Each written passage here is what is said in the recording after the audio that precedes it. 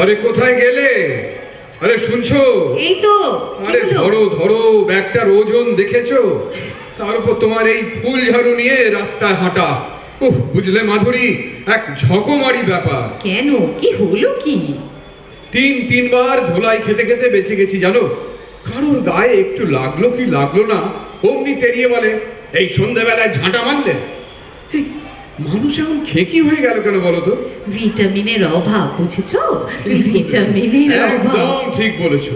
কিছু হলো কি হলো না, ষাঁড়ের মতো গুঁতোতে এলো। যাই হোক, শোনো, হ্যাঁ, মাছ খাওয়া ছেড়ে দাও। মাছ খাওয়া ছেড়ে দাও। 500 টাকার কমে কোনো মাছ নেই জানো। স্রেফ আলুর দম চালাও, তাতেই দেখবে দম বেড়ে যাবে। সে একটা গান ছিল না, দাম বাড়ে দাম, আহা দম মারো দাম, শুধু দুবেলায় আলু চালাও। শুয়ে পড়ি ভাই। আরে সত্যি সত্যি শুয়ে পড়লে যে? এ কি তোমার ঝোলায় চা পাতা কোথায়? বেরোবার আগে অন্তত 1000 বার বলেছিলাম চা এনো মনে করে, আর সেই চাটাই ভুলে এলে। এখন কি হবে? এই এই এই এই চায়ের কথা তুমি একবারও বলনি কিন্তু। বলিনি? না, আমার মেমোরি এত খারাপ মোটেই নয় জানো। রবি ঠাকুরের আফ্রিকার কবিতা আমি পুরো মুখস্থ করে বলে দিতে পারি এখনো। শুনবে? না বাবা, তুমি বরং যাও, আগে চাটা নিয়ে এসো। এক্ষুনি তো চা খেতে চাইবে। উফ, আমি আর পারছি না মাধুরী, আমার জান পুরো কয়লা হয়ে গেছে। এই এই শোনো না, তোমার চা মানে তো ওই গামছা নিংড়ানো জল? কি?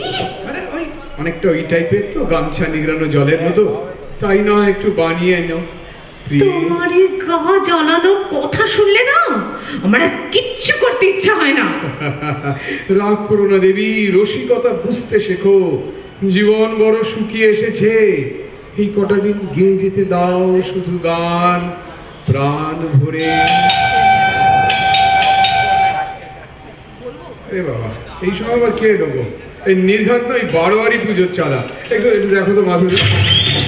কই কই কই কোথায় কোথায় মানুষবাবু কোথায়? বাবা, ও এই যে খাটে কাঠ হয়ে শুয়ে আছেন দেখছি। হ্যাঁ, উঠুন উঠুন, উঠে বসুন তো। কি হয়েছে? কি ব্যাপার, এত উত্তেজিত কেন তরলাদি? থাক থাক, আমাকে আর দিদি বলবেন না। দিদি বলার কোনো অধিকার নেই আপনার। আমার অর্ধেকটা কোথায় শুনি? হ্যাঁ, অর্ধেকটা আপনার অর্ধেক? হ্যাঁ হ্যাঁ। আরে দূর, আপনার পুরোটাই তো দাঁড়িয়ে আছে আমার সামনে। ও, আমার অর্ধেক নয়, আমার শাড়ির অর্ধেকটা, বুঝেছেন? ও, আপনার শাড়ির অর্ধেক আমি কি করে জানবো শুনি? কেন? জিজ্ঞাসা করুন, আপনার এই ডাকাত বউকে জিজ্ঞাসা করুন। অফিস থেকে ফিরে এসে শাড়ি পরতে গিয়ে দেখি তার হাত নেই। হ্যাঁ, কেন নেই? কেন নেই? আচ্ছা আচ্ছা, বলছিলাম কেনার সময় পুরো ছিল? পুরোটা ছিল তো, যেমন দেবা তেমনি দেবী। এই মাধুরী, এই উনি কি বলছেন গো? কিছুই তো বুঝতে পারছি না। হাফ আমি কাঁচি দিয়ে কুচ করে কেটে নিয়েছি, একেবারে মাপ মতো। হ্যাঁ, সে আবার কি গো? তুমি ওর অবর্তমানে ওরই ফ্ল্যাটে ঢুকে ওর শাড়ির আধানা কেটে নিয়ে চলে এলে? এই তোমার কি মাথা খারাপ হয়ে গেছে মাধুরী? বদমাইশি, বুঝলেন? সব বদমাইশি, সব বদমাইশি। ফ্ল্যাটে যাবো কেন? শাড়িটাই তো নেমে এলো একেবারে আমার মুখের কাছে। তাই তো। অপরে ভিজে শাড়ি আমার মুখে ঝাপটা মারবে তা তো হতে পারে না।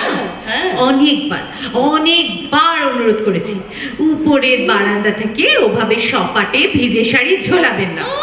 আমাদের বারান্দায় তখন আর বসা যায় না, ঘর অন্ধকার হয়ে যায়, আকাশটা অব্দি দেখা যায় না, ফোঁটা ফোঁটা জল পড়ে মেঝেটা ভেজে যায়। আর ওখানেই আমার তুলসী গাছ। শুনেছিলেন? ভেবেছিলেন একবারও আমার কথা? রেখেছিলেন আমার অনুরোধ? ও ভদ্র মেয়ে, আমার ফ্ল্যাটে আমি শাড়ি পোতে দেবো, সেই অধিকার আমার আছে।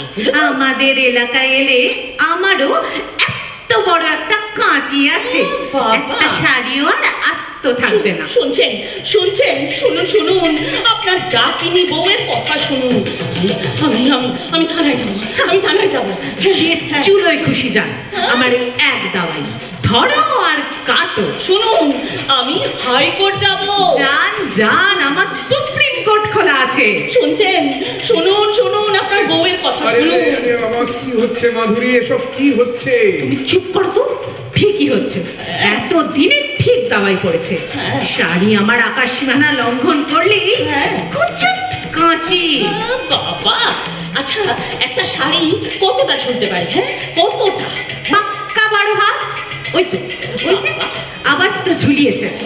অত হোম বিতম্বি না করে যান না, যান গিয়ে সচক্ষে দেখে আসো। হ্যাঁ হ্যাঁ, যাবই তো, যাবই তো। অভদ্রতার একটা সীমা আছে। এই যাচ্ছি, এই যাচ্ছি আমি। ওরে বাবা রে, তরবারি পড়ে গেছে। এই বাবা তরবারি পড়ে গেছে। এই, কি হলো? পড়ে গিয়ে তরবারি কি হলো? মা, আমার জল ঢেলে কি করে রেখেছে মা গো। জল তো আপনি ফেলেছেন। ওই যে ঝুলছে আপনার সিনথেটিক শাড়ি, তারই ফোটা ফোটা জল। আর ওই যে উপর থেকে ছুঁড়ে ছুঁড়ে ফলের খোসা ফেলেছেন। আচ্ছা আচ্ছা আচ্ছা, আস্তে আস্তে ধরুন, আমাকে ধরুন। হাতটা ধরে। ওরে বাবা রে, ওরে বাবা রে, তুলসীর টব লেগে আমার কোমরটাই গেল গো। মা গো, আমি তো আর উঠতেই পারছি না গো। কি হবে গো? আরে দিদিমণি, আসুন আসুন। আরে কি হলো, কি চকবক বলো নাকি? আরে এই দেখুন না, ছোট একটা সমস্যা। মাধুরী আমাকে পাগল করে দেবে জানেন দিদিমণি। সে কি, রাতে কি মরণ যমুনায় ঝাঁপ দিতে চেয়েছিলে? রাধে নয় তরলাদি। নিজের কলে আজ নিজেই কাত। দিদিমণি, আপনার কাছে আর্নিকা আছে? হ্যাঁ আছে মা, আছে। দাঁড়া, আনছি আমি। আর তুমি কি হাঁ করে দাঁড়িয়ে আছো? ধরো না তরলাদিকে, ঘরে নিয়ে গিয়ে বসায়। মানে তোতলাচ্ছ কেন? না, না, মানে আমিও হাত হাতটা ধরবো? ধরো। হ্যাঁ ধরবে। দিদির হাত ধরলে মহাভারত অশুদ্ধ হয়ে যাবে না। ধরো ধরো দেখি, আস্তে আস্তে। মা গো, বাবা গো। হ্যাঁ গো, হ্যাঁ গো, আমার কোমরটা ফ্র্যাকচার হয়ে গেল না তো? আমি আবার নাচ শেখাইছি। না না, ভয় পাবেন না দিদি। নাচের কোমর অত সহজে ভাঙে না। ওরে বাবা, এই যে মা আর্নিকা। ওরে বাবা। আচ্ছা, কিসের এত ভয় তোমার? কোমর ভাঙার। আরে দূর, অত সহজে কোমর ভাঙে নাকি? আমার আর্নিকা তো আছে, ব্যথার জম। এই তরলাদি, এই আপনি ভেতরে আসুন, আসুন তো দেখি। এই সোফায় একটু ঠান্ডা হয়ে বসুন, বসুন এখানটায় বসুন। আচ্ছা, তোমাদের কিসের এত গোলমাল বলো তো? আর বলবেন না, মেয়েরা যে কত কি জানে, কে জানে সেই সব কথা। তা তো জানবেই বাবা, বিয়ের বিজ্ঞাপনে কি জানে তার উপরে তো নির্ভর করে তাদের কদর।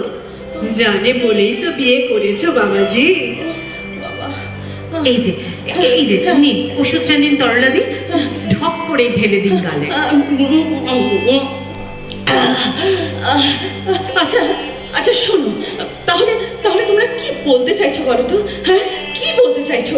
আমি আর শাড়ি শুকোতে পারবো না? আহা, আবার উত্তেজনা। আচ্ছা, তোমাদের সমস্যাটা কি বলো তো একটু? আমি বলছি তরলাদির শাড়ি ওপর থেকে ঝুলে আমাদের বারান্দা আড়াল করে দেয়। আচ্ছা। আর এই মাধুরী কি করেছে জানেন? মাধুরী সেই শাড়ি বাড়িতে গিয়ে ছেঁটে দিয়ে এসেছে। ওহো, এ তো সেই বিমানের আকাশ সীমা লঙ্ঘন, আর সঙ্গে সঙ্গে দাম দাঁড়ান। ও, তবে তবে আমি কি ভিজে শাড়ি দিয়ে মাথায় পাগড়ি বেঁধে বসে থাকবো? হ্যাঁ, না, নিদারুণ সমস্যা। ইউনাইটেড নেশনে পাঠাতে হবে দেখছি। আপনারা কি সারাক্ষণ শুধু হেসেই সব সহজ করে নেন? আমার 1000 টাকা দামের শাড়ির 500 টাকা কেটে নিয়েছে এই গুন্ডা মেয়েটা। ও বাবা গো। আরে শোনো মা, শোনো, এর একটা খুব সহজ সমাধান আছে। পুরো শাড়িটা না ওভাবে লম্বা করে না মেলে দুপাট করে মেলে দিই। আমরা তো সবাই তাই করি। হ্যাঁ, আর বারান্দাতে আর একটা দড়ি খাটাও। এই হাত দুয়েক তফাতে দুটো সমান্তরাল দড়ি টাঙাবে, তার উপর কাপড়টাকে ঢেউ খেলিয়ে দিও, দেখবে সব সমস্যার সমাধান হয়ে গেছে। আরে নাও, চা খাও এবার। কি হবে এবার? এই তোমাকে বলেছিলাম। আরে, নিয়ে আসছি তো, যাচ্ছি, আপনি নিয়ে আসবেন। চা হলো আমার ফিস। বিনা পয়সায় কি আর উকিল পাওয়া যায় মা? এই দিদিমণি, একটু বসুন। আসলে আমাদের না চাটা ফুরিয়ে গেছে। এই চট করে কিনে আনছি, পাশেই দোকান তো, এই যাবো আর আসবো। থাক, খুব হয়েছে, এখন আর দোকানে ছুটতে হবে না। আমার উপরে চলুন, চায়ে জল চাপিয়ে এসেছি, এতক্ষণে হয়তো ফুটেও গেছে। আমরাও যাব? কেন যাবেন না? হ্যাঁ, নেকা, চলো তো। না না, এই এতক্ষণ ঝগড়া হলো যে। আরে দূর দূর, তুমি তো আচ্ছা বোকা ছেলে। ঝগড়া ভাব ঝগড়া, এই নিয়েই তো মানুষের বসবাস। হ্যাঁ, আসলে কি জানো বাবা, উপরতলার লোকেরা না নিচের তলার লোকেদের কথা বেমালুম ভুলে যায়। এই বহুতল ফ্ল্যাটেই কেবল নয়, সমাজেও কিন্তু এমন ঘটনাই ঘটে। উপরতলার মানুষ নিচের তলার লোকের কথা মনেই রাখে না, তখন ওই চোখে আঙুল দিয়েই দেখাতে হয় মাঝে মাঝে। আরে নাও নাও, চলো চলো চলো, এখন ভাগ করে নাও, ভাগ করে নাও এবার। তরলাদি, হুম, এই যে, এই নিন, ছোট বোন হিসেবে এই নতুন শাড়িটা আপনাকে দিলাম। তার মানে গরু মেরে জুতো দান, তাই তো? আহা, উল্টে দিচ্ছ যে মা, বলো জুতো মেরে গরু দান। না না না না, জিনিসটাকে তুমি ওভাবে পেঁচিয়ে দিও না। মনটাকে একেবারে ফিতের মতো, একদম ট্রাম লাইনের মতো সোজা রাখো। তরুণাদি, হুম, আর রাগ পুষে রাখবেন না। আপনি একজন নৃত্যশিল্পী, একজন শিক্ষিকা। জানেন, আমরা মনে মনে কত শ্রদ্ধা করি আপনাকে। এই এই এই সত্যি বলছো? একদম সত্যি? তাহলে তাহলে আর আপনি আগে নয়, হ্যাঁ?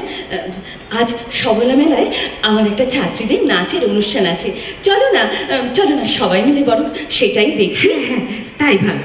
আর জীবনের ছোট বড় সব সমস্যা উপরতলা নিচের তলা হয়ে নয়, বরং সমানে সমানে সমাধান করি। একদম ঠিক বলেছেন।